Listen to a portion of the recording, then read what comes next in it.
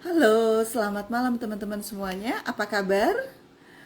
Malam ini kita akan membahas, malam ini kita masuk ke episode yang ke-27 ya, yang berjudul HR Playbook, bagaimana HR harus merumuskan EVP atau Employer Value Proposition yang relevan dengan Gen Z dan Millennials gitu ya. Bahasa yang relevan ini karena hari ini yang namanya para talent, yaitu millennials dan Gen Z, ketika mereka akan bergabung dengan perusahaan, mereka itu akan mencari tahu sebetulnya apa sih yang menjadi keunikan dari perusahaan ini yang kira-kira saya akan betah berada di dalam perusahaan itu gitu ya. Nah, kalau Senin kemarin kita bahas secara umum, maka di pertemuan Kamis malam ini kita akan bahas mengenai how to create. Nah, teman-teman, kalau kita bicara mengenai EVP atau Employer Value Proposition, sebetulnya kalau melihat kepada literatur, itu tidak banyak literatur yang membahas. Kalau kita melihat kepada literatur. Tapi kalau teman-teman mendapatkan literatur yang tepat, bolehlah ya DM ke saya gitu ya. Firly ini bagus nih gitu ya, literatur tentang ini, tentu itu akan bisa membuat apa yang saya sampaikan lebih oke lagi nih gitu ya. Walaupun tidak ada literatur atau belum ada literatur yang spesifik membahas ini, sebetulnya kalau kita bicara EVP itu prakteknya sudah dilakukan sejak dulu, gitu kan? Sejak dulu. Ada dua hal yang saya ingat pada saat saya masih bekerja di salah satu korporasi yang memang berbasis kepada industri tambang. Waktu itu saya pergi ke salah satu training dan kemudian bertemu dengan HR dari kompetitor. HR dari kompetitor ini mengatakan, ya biasalah ya sesama HR ya gitu kan. Gimana soal remunerasi gitu ya, tempat lo P berapa gitu kan. Tempat gue P berapa nih, tempat gue P sekian. Nah, ternyata dari kompetitor itu mengatakan bahwa secara hasil remuneration survey, dia itu sebetulnya gajinya atau remunerasinya tidak cukup menarik. Tetapi yang membuat orang-orang betah untuk bekerja di tempat itu adalah karena HR-nya menerapkan suatu kebijakan di mana kalau keluarga karyawan, khususnya karyawan yang bekerja di tambang ini sakit, anaknya sakit kayak, istrinya sakit kayak, maka itu semua akan diurus oleh HR. Sehingga karyawan yang berada di lokasi tambang merasa tenang karena keluarganya diurus dengan baik dan benar oleh HR. Nah, waktu itu saya contek kan ceritanya. Saya contek, kemudian pada saat saya sudah menduduki posisi di mana saya bisa merumuskan atau mengeluarkan kebijakan itu, maka semua tim saya berikan nomor handphone dan pulsa. Ada fasilitas di situ. Dan saya minta seluruh tim kami nomor handphonenya gitu ya, di tim HR kami itu dibagikan kepada keluarga dari karyawan-karyawan yang bekerja di tambang. Dan saya sampaikan kepada karyawan yang bekerja di tambang, kamu tenang aja, fokus aja bekerja. Nanti kalau anakmu gak enak badan, istrimu sakit atau apa gitu ya, itu kasih aja nomor saya gitu ya, kasih aja nomor kami. Dan saya mewajibkan bahwa dalam kondisi seperti itu, kami sebagai satu tim harus ready 7 kali 24 jam. Nah, itu adalah nilai yang kemudian atau EVP yang kemudian kami jual kepada karyawan gitu ya. Analoginya seperti itu. Nah, sekarang kita akan bahas kenapa sih EVP itu sekarang hari-hari ini menjadi tren yang menarik ya, gitu kan. Saat ini gitu ya, EVP itu kalau kita tahu ya teman-teman ya, dari hasil survei saya dapat di internet itu dilakukan oleh Gartner tahun 2023. Dia melakukan riset di mana hasil risetnya mengatakan bahwa 59% karyawan keluar di tahun pertama karena ekspektasi antara employer branding yang disampaikan, yang dijual oleh perusahaan ternyata berbeda dengan realitas gitu ya. Memang kalau kita mau jual perusahaan gitu ya, itu kan sometimes kita mungkin agak hiperbola-boli lah ya, agak lebay gitu kan. Dan ketika itu ditanggapi atau dirasakan oleh karyawan atau talenta yang sudah bergabung itu berbeda, maka 59% memutuskan untuk keluar atau resign di tahun pertama. Nah, kita lihat nih ya. Kalau kita bicara filosofi EVP, tadi kan saya sudah memberikan contoh gitu ya, prakteknya EVP itu seperti apa. Kalau kita bicara mengenai EVP gitu ya, itu tentunya hal-hal EVP itu harus kita rumuskan berbasis kepada apa yang menjadi DNA organisasi. Apa yang menjadi keunikan dari organisasi kita dibandingkan organisasi yang lain. Tapi keunikan itu tidak boleh bluffing. Keunikan itu tidak boleh hiperbola-boli gitu ya. Kita tidak boleh lebay untuk menuliskan itu gitu. Nah, EVP itu gitu ya, apa sih komponen-komponen yang erat banget dipersepsikan menjadi bagian atau menjadi elemen dari EVP gitu. Yang pertama adalah soal gaji. Atau saya nggak bilang gaji deh, remunerasi gitu kan. Kalau kita bicara remunerasi, ada kompensasi, ada benefit, ada gaji, tunjangan, insentif, dan bla bla bla bla bla gitu ya. Nah, kalau sekarang orang mengatakan uang bukan segalanya, ya itu benar. Walaupun segalanya butuh uang ya, gitu ya. At the end segalanya butuh uang, segalanya butuh uang. Dan ketika kita bicara uang, itu kita harus paham bahwa dalam kita merumuskan yang namanya strategi remunerasi, itu kita harus mempertimbangkan juga keunikan dari individu. Teman-teman, saya kurang tahu hari ini masih relevan mungkin ya, gitu ya. Kalau dulu kami menerapkan itu 3P, gitu ya. P for person, P for performance, dan P for position, gitu ya. Nah, yang ketika kita bicara ketika kita bicara P for person gitu ya, itu berbasis kepada apa yang menjadi kontribusi real dari orang itu gitu kepada perusahaan. Nah, kita dalam merumuskan strategi remunerasi tentu harus mempertimbangkan itu juga gitu. Itu yang pertama. EVP erat dengan yang namanya remunerasi. Bisa jadi mungkin gajinya juga tidak besar, tetapi work-life balance gitu ya. Kalau saya pernah sampaikan, bahkan Gen Z itu mungkin gak sekedar uang aja, dia butuh work-life balance gitu ya. Dia butuh itu semua, work-life balance. Kemudian yang kedua adalah kita bicara karir dan opportunity untuk learning gitu ya, atau learning opportunity. Ketika kita bicara karir, saya pribadi bersyukur bahwa pada saat itu saya bekerja di perusahaan yang saya membangun sistem human capital karena tahu perusahaan ini nanti akan menjadi korporasi yang besar gitu ya. Dan hari ini itu terbukti sekali gitu ya. Nah, ketika kita bicara karir, teman-teman, tidak semua perusahaan itu membangun yang namanya manajemen karir.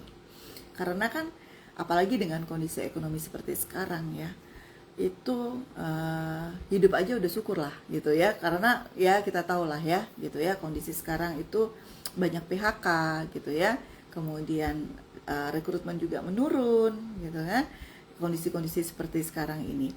Nah, ketika kita memang tidak memiliki yang namanya jenjang karir, ya kita jujur ya, saya sampaikan di episode yang sebelumnya bahwa kita memang harus jujur, memang tidak punya kesempatan untuk itu. Karena daripada dia kecewa gitu ya, itu kita harus sampaikan. Tapi kalau kita memang sudah punya, ya kita harus clear terkait dengan career path yang akan dia dapatkan kalau dia perform. Kemudian terkait dengan learning.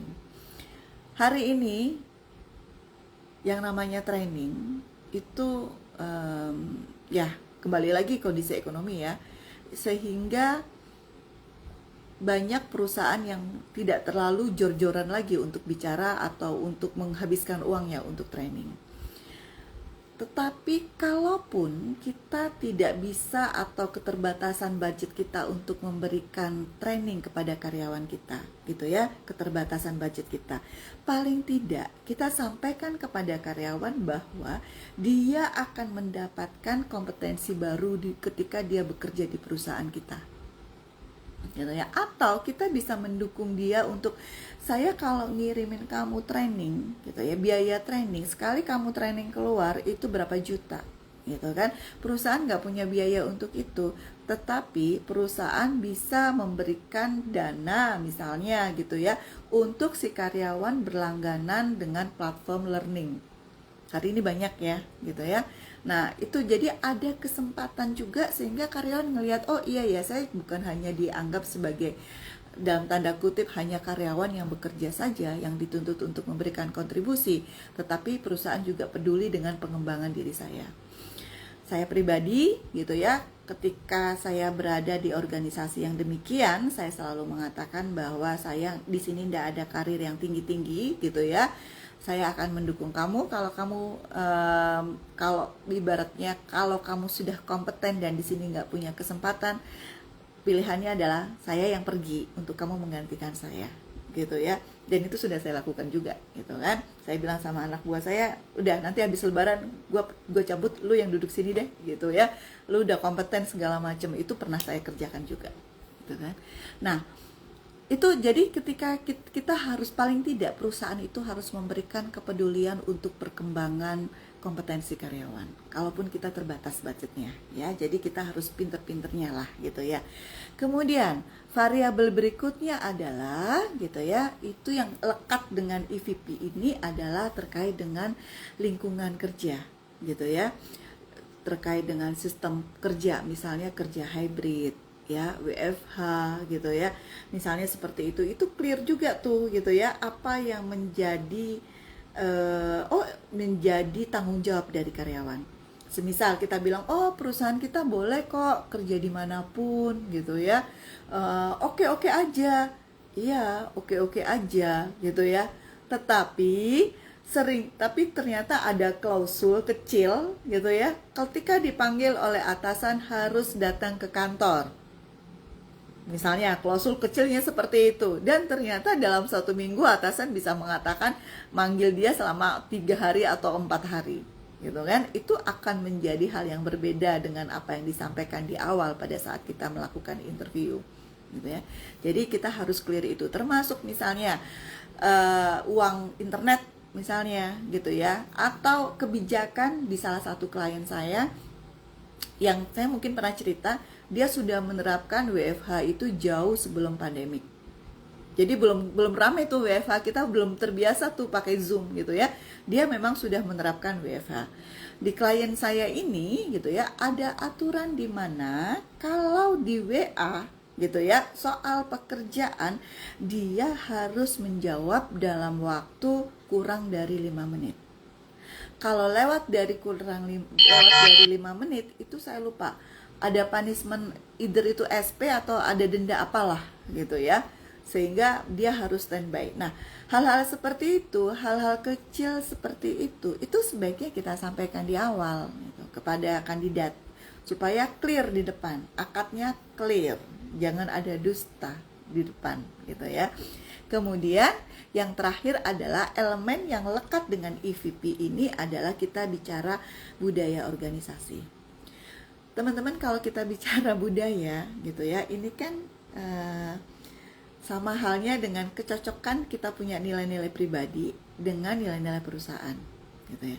Dengan nilai-nilai perusahaan, maka gitu ya, sampaikan apa adanya. Misalnya di sini itu budayanya nggak biasa loh orang pulang tenggo, sampaikan di depan gitu. Jangan kemudian, oh iya jam 5 jam kerja di sini sampai jam 5 ya Bu. Yuk iya gitu, sampai jam 5.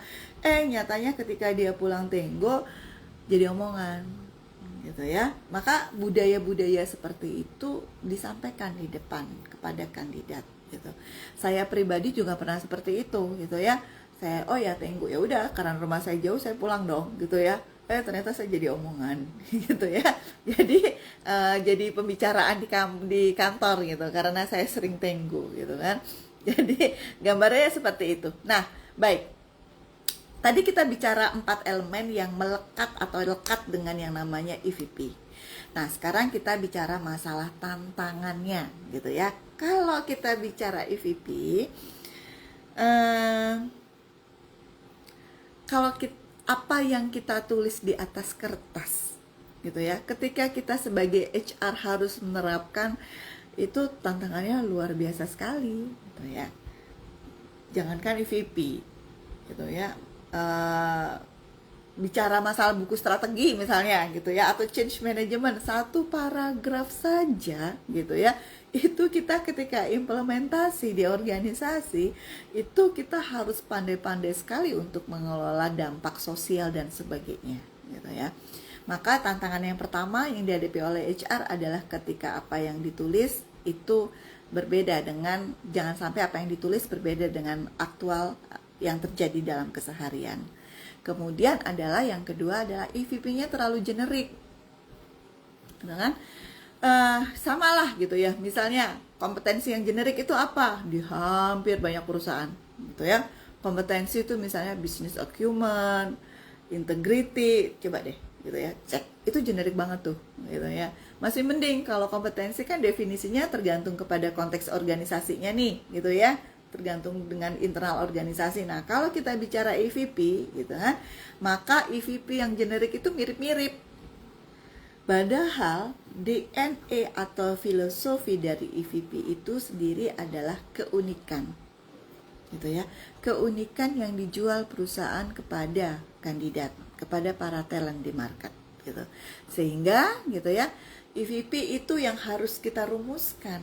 Nanti kita setelah ini kita bahas itu bagaimana merumuskannya. Kemudian pastikan juga EVP ini ya, EVP ini relevan, relate dengan nilai-nilai dari talent yang ada di market. Kalau kita bicara talent, tentunya hari ini talent kita ini adalah para Gen Z dan para millennials ya, gitu ya. Kalau Gen S kan udah mau pensiun ya, Bapak Ibu ya, gitu ya. Maaf ya, tapi kan kita semua juga udah berumur lah ya, gitu ya. Kita harus memberikan ruang untuk mereka. Baik, jadi gitu. Kalau bagaimana caranya? Sekarang kita menginjak kepada bagaimana cara kita merumuskan, sebagai HR merumuskan EVP. Karena mau tidak mau, suka tidak suka, di era media sosial hari ini kita semua itu jor-joran untuk jualan perusahaan kita, gitu ya. Kalau kita nggak branding perusahaan kita, gitu ya, itu nggak banyak tuh yang datang, gitu. Talent apa sih, apa nih perusahaan apa, gitu ya. Kalau nggak dikenal di market hari gini karena mereka main di media sosial, kita memang harus jor-joran juga untuk melakukan employer branding ini. Baik, yang pertama, gitu ya, kita melakukan employee listening. Kita dengerin dulu, gitu ya, dari karyawan yang sudah ada di dalam perusahaan. Cara dengernya pakai apa? Kita bisa pakai data dari employee survey, gitu ya. Kita bisa pakai juga data dari exit interview. Kita bisa pakai juga data dari stay interview, gitu ya. Saya pernah bahas apa itu stay interview. Stay interview itu adalah apa yang membuat, ya sama lah ya, apa yang membuat orang itu tetap stay di perusahaan, gitu ya. Nah, kita bisa juga melakukan FGD. Bisa jadi kalau kantor kita cabangnya banyak, gitu ya, tentu akan ada perbedaan tuh, gitu ya, perbedaan antara value di satu daerah dengan value di daerah yang lain. Kita harus mengakomodir itu karena memang yang namanya nilai-nilai di satu daerah itu sangat kuat sekali dengan kita punya EVP. Jadi kita harus mempertimbangkan itu. Bisa jadi kita pakai FGD. Nah, apapun metode yang kita pakai, gitu ya, mau kita pakai stay interview, exit interview, employee interview, atau kita mau pakai FGD, gitu ya, maka ada 3 pertanyaan yang kritikal, yang prinsip, yang harus kita cantumkan di dalam pertanyaan kita kepada employee kita. Ada 3 pertanyaan. Pertanyaan pertama adalah, apa sih yang bikin kamu bangga kerja di sini? Gitu ya, itu kita tanyakan. Yang kedua, apa sih yang bikin kamu bertahan di perusahaan ini? Kalaupun kamu ditawarin bekerja di kompetitor dengan gaji tinggi, kamu akan mengatakan tidak, gitu ya. Jadi kita harus tanya itu, apa yang bikin dia bertahan di perusahaan kita. Dan yang ketiga, kita juga harus tanya, menurut kamu apa sih yang perlu diubah di perusahaan ini? Budaya apa sih atau kebijakan apa sih yang perlu diubah di perusahaan ini? Jadi kalau teman-teman sudah terbiasa melakukan yang namanya employee survey tiap tahun gitu ya, employee survey lah, HC audit lah, apapun lah namanya itu gitu ya, maka setiap elemen itu jangan hanya dikuantifikasi menjadi grafik-grafik ya, jangan hanya main di grafik, karena grafik juga nggak bicara banyak, apalagi kalau kita survei itu kadang-kadang oh iya kuesioner, kemudian kita kasih beberapa baris dia menuliskan data kualitatifnya kan, gitu ya. Padahal grafik itu ya grafik aja gitu ya, tapi yang lebih kaya, memperkaya untuk kita membuat kebijakan itu adalah justru data kualitatif. Data kualitatif itu, jadi tajamkan itu gitu ya. Tajamkan dengan data kualitatif ketika kita menggali apa sih yang menjadi keunikan yang membuat karyawan kita betah ataupun tidak betah bekerja di perusahaan kita. Ya, jadi itu langkah pertama. Yang kedua, besar kemungkinan gitu ya, kalau kita sudah melakukan survei, mirip-mirip dong gitu ya, antara perusahaan kita dengan perusahaan yang lain yang tadi saya sempat sampaikan, itu bisa juga mirip-mirip. Apa sih yang membuat betah? Oh iya, karena budayanya atasannya baik-baik gitu ya. Kemudian apalagi? Oh iya, karena kita diberikan banyak training gitu kan. Itu kan kalau saya bilang itu banyak yang generik ya. Sehingga maka yang kita perlu lakukan adalah gitu ya, kita harus melakukan yang namanya validasi. Jadi data yang ada kita kuantifikasi, kita analisis dengan data kualitatifnya juga, data kuantitatif dan kualitatifnya kita petakan, kita analisis, kemudian setelah itu sudah dapat nih ya, misalnya gitu ya, oh ternyata ada 3 hal nih yang bikin betah. Pertama misalnya, oh iya karena budayanya itu budaya yang kolaboratif, oh iya karena trainingnya banyak gitu ya. Oh iya, saya punya pengalaman. Dulu ada salah satu karyawan di perusahaan saya, pada saat dilakukan exit interview, dia appreciate sekali dengan apa yang dilakukan oleh HR, di mana kami banyak menyelenggarakan training gitu ya. Tapi kemudian dia tetap kekeh untuk keluar. Alasannya waktu itu dia konflik dengan atasannya, jadi dia memutuskan untuk keluar gitu ya. Nah, balik lagi ya, pembeda uniknya itu kalau kita sudah rumuskan gitu ya, misalnya budaya kolaboratif, kesempatan trainingnya banyak gitu ya, kemudian mereka lingkungannya itu kekeluargaan misalnya gitu ya. Nah, kalau kita sudah menemukan itu gitu ya, maka kita perlu lakukan yang namanya validasi. Kita perlu lakukan EVP yang sudah kita rumuskan ini, kita perlu lakukan validasi kepada karyawan gitu ya. Caranya apa validasi? Seperti biasa gitu ya, kita kumpulkan lagi karyawan atau perwakilan karyawan, dan kemudian hasil dari EVP itu kita tanyakan lagi ke mereka. Tapi kalau kita memilih perwakilan dari karyawan gitu ya, teman-teman juga harus balance ya gitu ya. Jangan HR-nya itu ngajak yang mendukung HR gitu, enggak gitu ya. Justru sebetulnya kalau kita bicara EVP, carilah orang yang paling outspoken, yang paling asertif, yang paling tukang protes tuh, segala macam tuh gitu ya. Itu justru kalau menurut saya itu justru sumber data yang bagus banget itu sebetulnya gitu ya. Itu adalah referensi yang bagus banget gitu, orang-orang seperti itu. Nah, kemudian kita validasi, kita sampaikan ini loh gitu ya, dari hasil melakukan survei, melakukan analisis, ada nih 4 EVP gitu ya. Menurut kamu 4 EVP ini sesuai nggak dengan realitas? Ya, sesuai nggak dengan realitas? Gitu kan? Jadi kita minta validitasnya itu dari mereka gitu ya. Terus kemudian, apakah 4 ini memang patut ya untuk kita banggakan? Kalau jawaban mereka belum memenuhi 2 syarat tadi gitu ya, kesesuaian dengan realitas atau kepatutan untuk dibanggakan, ya kita rumuskan lagi gitu ya. Jadi menurut kalian apa nih yang patut dibanggakan? Kalau kemudian mereka mengatakan kayak nggak ada deh Bu, kita harus siap-siap juga dengan jawaban seperti itu ya gitu ya. kayak nggak ada yang dibanggain deh Bu, gitu kan. Nah, itu kita mesti mengajak mereka untuk melihat sisi positif dan sisi negatif dari kondisi perusahaan, gitu ya. Nggak mungkin lah, gitu ya, kita bekerja di organisasi kemudian nggak ada satupun yang kita banggakan, gitu nggak mungkin. Dan ingat ya, gitu ya, yang namanya kita bekerja di perusahaan manapun, ini kan piring nasi kita, gitu ya. Kalau namanya piring nasi, tidak boleh untuk piring nasi itu kita kotorin, gitu ya. Itu filosofinya. Setelah itu ya, kita kan sudah lakuin 3 nih, gitu ya. Maka yang keempat adalah kita harus masukkan atau integrasikan EVP itu ke dalam sistem HR kita. Contohnya apa? Misalnya kolaborasi, gitu ya. Oh, budaya di sini tuh kolaboratif banget, gitu ya. Atasannya oke, segala macem, gitu ya. Pada coaching semua deh, gitu ya. Maka kita masukkan tuh di dalam proses rekrutmen, gitu ya. Di dalam kalimat-kalimat yang kita sampaikan untuk menjaring kandidat, untuk merekrut para kandidat di market itu, ya kita harus sampaikan narasinya itu narasi yang menggambarkan EVP, gitu ya. Caranya ya yang sekarang banyak beredar tuh, gitu ya, karyawan diwawancara, dalam ketika kerja diwawancara, gimana kerja di sini, bla bla bla bla, gitu ya.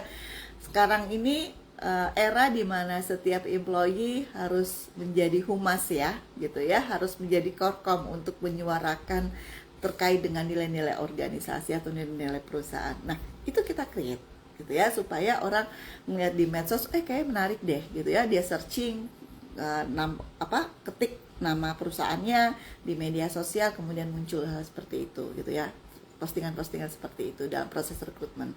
Kemudian dalam proses onboarding, ini kritikal ya, gitu ya, karena hari ini itu ngerekrut karyawan ya kan, belum tentu di hari H itu dia masuk, ya kan, gitu. Belum, udah gitu kalau udah kerja banyak terjadi, gitu ya, baru berapa hari kerja dilihatnya susah, kemudian keluar, gitu ya. Sehingga dalam proses rekrutmen atau dalam proses interview itu sampaikan pahit-pahitnya, gitu ya, sampaikan pahit-pahit, yang jangan EVP yang indah-indahnya aja, tapi sampaikan semuanya supaya tidak ada dusta, gitu ya.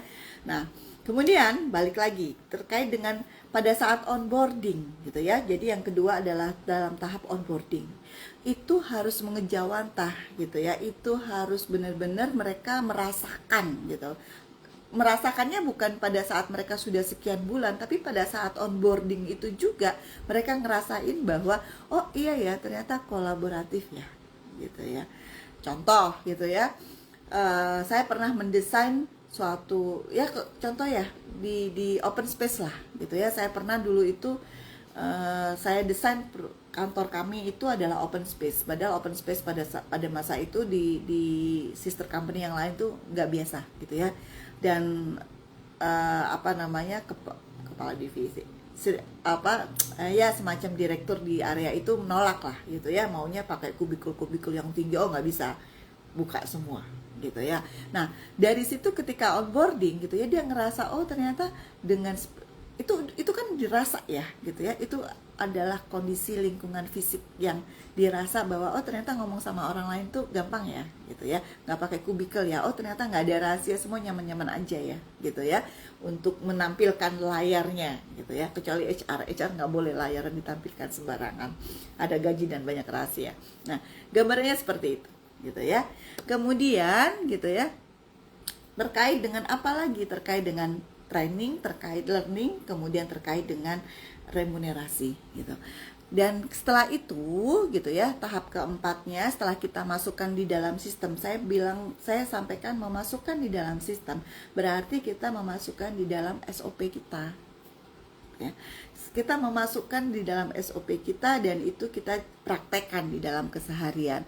Kemudian tahap yang terakhir yang harus kita lakukan adalah kita baru branding keluar, gitu ya, branding lewat LinkedIn, branding lewat media sosial, gitu.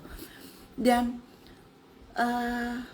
hari ini di LinkedIn, gitu ya, banyak sekali employee atau HR khususnya di bagian rekrutmen, gitu ya, punya akun LinkedIn, tapi yang diposting itu adalah job vacancy, doang gitu ya. Jadi kalau dia lagi butuh karyawan, dia posting di LinkedIn, cekrek, gitu kan? Itu salah? Enggak, itu nggak salah, gitu ya. Tetapi kita harus ingat, yang namanya branding itu kata kuncinya cuma satu, konsistensi. Jadi kalau mau employer value proposition ya dikenal di market, maka HR harus melakukan branding. Branding itu bukan hanya lagi butuh. Branding itu jualan setiap hari. Ini yang mungkin hari ini tidak mungkin, kalau HR-nya masih jadul mungkin belum kesampaian mikir kayak gitu ya. Tapi hari ini kita sebagai orang HR sudah harus berpikir seperti itu, gitu ya. Bukan hanya personal branding, bukan hanya employer branding yang dilakukan oleh Korkom, gitu ya. Tetapi kita sebagai orang HR juga dituntut untuk melakukan branding di market terkait dengan perusahaan kita. Itu kalau saya pikir kayaknya itu kompetensi baru yang harus dilakukan oleh HR deh, gitu ya, biar HR-nya main di media sosial. Jadi jangan pakai media sosial hanya karena butuh orang aja, gitu ya. Kalau lagi butuh cuman job vacancy yang kuno ditampilin, kami membutuhkan bla bla bla bla, gitu ya. Tetapi dalam keseharian, hey HR, dalam keseharian branding lah, jual lah, cerita lah mengenai culture, mengenai keunikan dari organisasi Anda. Sehingga yang kalau kita sudah bicara branding dan itu konsistensi dalam jangka panjang, maka ketika kandidat melihat perusahaan kita, itu dia akan melihat yang namanya realitas. Nggak usah kita cerita banyak, dia akan melihat itu semua, gitu ya. Jadi hari ini memang kita butuh untuk itu. Baik, saya summary-kan, sekarang sudah pukul 20:32 framework kita. Yang pertama, HR harus melakukan apa untuk merumuskan EVP atau Employer Value Proposition. Pertama, dengerin karyawan dulu. Pakai survei, pakai apapun, pakai data audit, pakai apapun, dengerin dulu.